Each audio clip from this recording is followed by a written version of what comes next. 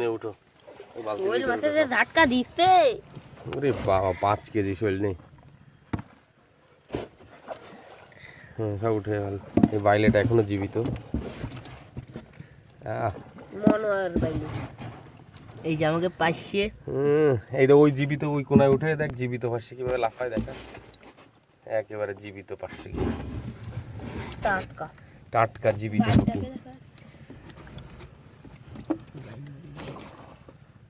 উঠো সব উঠো।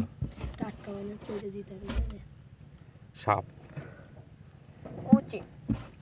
সব একবার উঠে গেল জীবিত পুঁটিগুলো একেবারে লাফায় পুঁটি।